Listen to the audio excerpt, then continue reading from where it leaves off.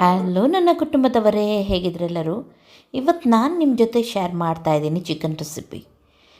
Chicken ಡ್ರೈಯನ್ನು ನಾನಿಲ್ಲಿ ನಿಮಗೆ ತೋರಿಸ್ತಾ ಇದ್ದೀನಿ. ತುಂಬ ಚೆನ್ನಾಗಾಗುತ್ತೆ ಹಾಗೂ ತುಂಬ ಸಿಂಪಲ್ ಕೂಡ ಇದೆ.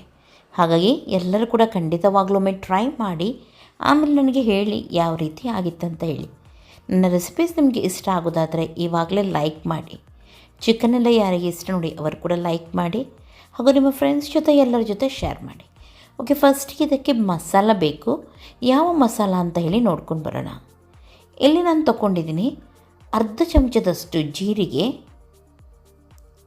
1 ಚಮಚದಷ್ಟು ಕಾಳುಮೆಣಸು ಸ್ವಲ್ಪ ಜಾಸ್ತಿ, ಆಮೇಲೆ 1 ಟೇಬಲ್ ಸ್ಪೂನಷ್ಟು ನಾನು ಇಲ್ಲಿ ಕೊತ್ತಂಬರಿ ಕಾಳು ತೊಗೊಂಡಿದ್ದೀನಿ, 1 ದೊಡ್ಡ ಇಡೀ ಬೆಳ್ಳುಳ್ಳಿ ತೊಗೊಂಡಿದ್ದೀನಿ, ದೊಡ್ಡ ತುಂಡು ಶುಂಠಿ ತೊಗೊಂಡಿದ್ದೀನಿ ನೋಡ್ಬೋದು ಇಲ್ಲಿ, ಹಾಗೂ 2 ತುಂಡು ಚಕ್ಕೆ ಅಂದರೆ ದಾಲ್ಚಿನ್ನಿ, ಹಾಗೂ ಒಂದು 6ರಿಂದ 7 ಲವಂಗ.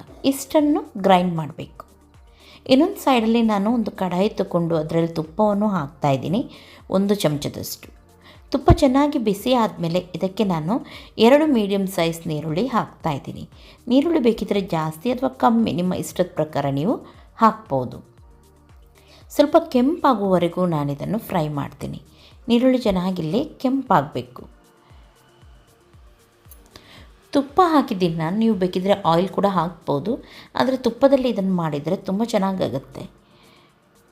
ಓಕೆ, ನೀರುಳ್ಳಿ ಇವಾಗ ನೋಡಿ ಕಲರ್ ಚೇಂಜ್ ಆಗಿದೆ, ಈ ರೀತಿ ಬರಬೇಕು.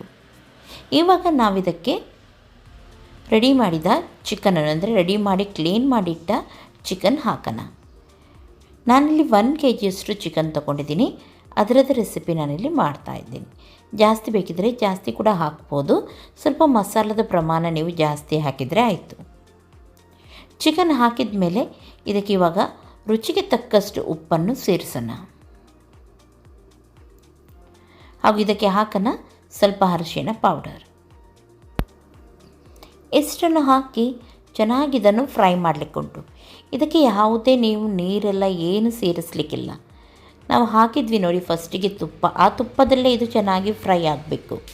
ಹಾಗಾಗಿ ಗ್ಯಾಸನ್ನು ಫಾಸ್ಟಲ್ಲಿಟ್ಟು ಒಂದು ಸ್ವಲ್ಪ ಹೊತ್ತು ಇದನ್ನು ಒಂದು 5 ನಿಮಿಷ ಇದನ್ನು ಹೀಗೇ ನೀವು ಫ್ರೈ ಮಾಡಿ.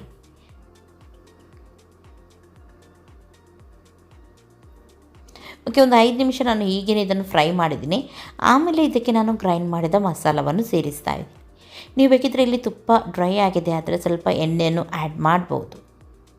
ಯಾಕೆಂದರೆ ಈ ಮಸಾಲೆ ಎಲ್ಲ ಎಣ್ಣೆಯಲ್ಲೇ ಚೆನ್ನಾಗಿ ಫ್ರೈ ಆಗಬೇಕು. ಇದಕ್ಕೆ ನಾವು ಎಕ್ಸ್ಟ್ರಾ ಯಾವುದೇ ನೀರಿಲ್ಲಿ ಸೇರಿಸೋದಿಲ್ಲ. ಹಾಗಾಗಿ ಓಕೆ, ಮಸಾಲವನ್ನೆಲ್ಲ ನಾನು ಹಾಕಿದ್ದೀನಿ. ಇವಾಗ ಇದನ್ನು ಇದೇ ರೀತಿ ಫ್ರೈ ಮಾಡ್ತಾನೆ ಹೋಗೋಣ. ಗ್ಯಾಸ್ ಫಾಸ್ಟಲ್ಲಿ ಇರಬೇಕು. ಒಂದು 2 ನಿಮಿಷ ಇದನ್ನು ಸರಿಯಾಗಿ ಇದೇ ರೀತಿ ಫಾಸ್ಟ್ ಗ್ಯಾಸಲ್ಲಿ ಫ್ರೈ ಮಾಡಿ. ಆಮೇಲೆ ಬೇಕಿದ್ದರೆ ಗ್ಯಾಸನ್ನು ಮೀಡಿಯಮ್ ಫ್ಲೇಮಲ್ಲಿಟ್ಟು ನೀವು ಮುಚ್ಚಿಡ್ಬೋದು. ಚೆನ್ನಾಗಿ ಆವಾಗ ಚಿಕನ್ ಬೇಯುತ್ತೆ. ಓಕೆ, ಒಂದು 2 ನಿಮಿಷ ನಾನು ಇದನ್ನು ಚೆನ್ನಾಗಿ ಇದೇ ರೀತಿ ಫ್ರೈ ಮಾಡ್ತೀನಿ.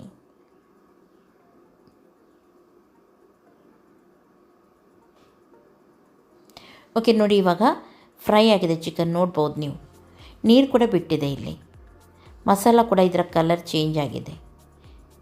ಇವಾಗ ಏನು ಮಾಡೋಣ, ಇನ್ನೂ ಕೂಡ ಸ್ವಲ್ಪ ಹೊತ್ತು ಇದನ್ನು ಡ್ರೈ ಆಗಲಿಕ್ಕೆ ಇಡೋಣ. ಅದಕ್ಕಿಂತ ಮೊದಲು ನಾನು ಇದಕ್ಕೆ ಒಂದು ಅರ್ಧ ಲಿಂಬೆ ರಸ ಹಿಂಡ್ತಾ ಇದ್ದೀನಿ.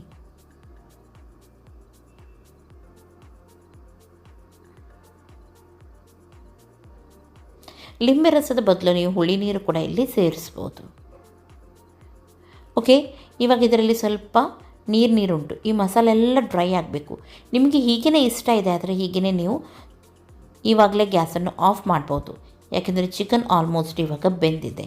ನಾನು ಇದನ್ನು ಸ್ವಲ್ಪ ಡ್ರೈ ಮಾಡ್ತಾಯಿದ್ದೀನಿ. ಡ್ರೈ ಮಾಡಿದ್ರೇ ಇದಕ್ಕೆ ಟೇಸ್ಟ್ ಚೆನ್ನಾಗಿ ಬರುತ್ತೆ. ನೋಡಿ, ನಾನು ಡ್ರೈ ಮಾಡಿದ್ದೀನಿ. ಇವಾಗ ನೋಡ್ಬೋದು ಚಿಕನ್ ಎಲ್ಲ ಆಯಿಲ್ ಬಿಟ್ಟು ಯಾವ ರೀತಿ ಆಗಿದೆ ಹಾಗೂ ಮಸಾಲೆ ಎಲ್ಲ ಕಂಪ್ಲೀಟಾಗಿ ಯಾವ ರೀತಿ ಫ್ರೈ ಆಗಿದೆ ಅಂತ ಹೇಳಿ. ಈ ರೀತಿ ಬರಬೇಕಿದು. ನೋಡ್ತಾ ಇದ್ದೀರಲ್ಲ, ಚಿಕನ್ ತನ್ನ ಆಯಿಲೆಲ್ಲ ಚೆನ್ನಾಗಿ ಬಿಟ್ಟಿದೆ ನೋಡಿ. ಮಸಾಲ ಇವಾಗ ಚೆನ್ನಾಗಿ ಇದರಲ್ಲಿ ಫ್ರೈ ಆಗಿದೆ. ಚಿಕನ್ ಕೂಡ ಫ್ರೈ ಆಗುತ್ತೆ. ಇವಾಗ ಗ್ಯಾಸನ್ನು ಆಫ್ ಮಾಡಿ ಇದಕ್ಕೆ ಕೊತ್ತಂಬರಿ ಸೊಪ್ಪನ್ನು ಹಾಕಿ. ಇಲ್ಲಿ ಚಿಕನ್ ರೆಡಿ ಆಯಿತು. ಇಷ್ಟೇ ಮಾಡಲಿಕ್ಕಿರೋದು. ತುಂಬ ಸುಲಭ ಹಾಗೂ ತುಂಬ ಟೇಸ್ಟ್ ಆಗಿರುತ್ತೆ. ಹಾಗೆ ಖಂಡಿತವಾಗಲೂ ನೀವೊಮ್ಮೆ ಇದನ್ನು ಟ್ರೈ ಮಾಡಿ. ನನ್ನ ರೆಸಿಪಿ ಇಷ್ಟ ಆಯಿತು ಅಂತಾದರೆ ಇವಾಗಲೇ ಲೈಕ್ ಮಾಡಿ, ನಿಮ್ಮ ಫ್ರೆಂಡ್ಸ್ ಜೊತೆ ಎಲ್ಲರ ಜೊತೆ ನನ್ನ ರೆಸಿಪಿಯನ್ನು ಶೇರ್ ಮಾಡಿ.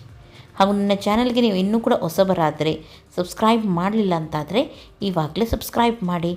ನನ್ನ ಇನ್ನೊಂದು ರೆಸಿಪಿ ಚಾನಲ್ ಇದೆ, ಪ್ರಿಯಾಸ್ ಮಧ್ಯಮ ಕುಟುಂಬ ರೆಸಿಪೀಸ್ ಅಂತ ಹೇಳಿ. ಆ ಚಾನಲೊಮ್ಮೆ ವಿಸಿಟ್ ಮಾಡಿ ನೋಡಿ, ಇಷ್ಟ ಆದರೆ ಅದಕ್ಕೂ ಸಬ್ಸ್ಕ್ರೈಬ್ ಆಗಿ.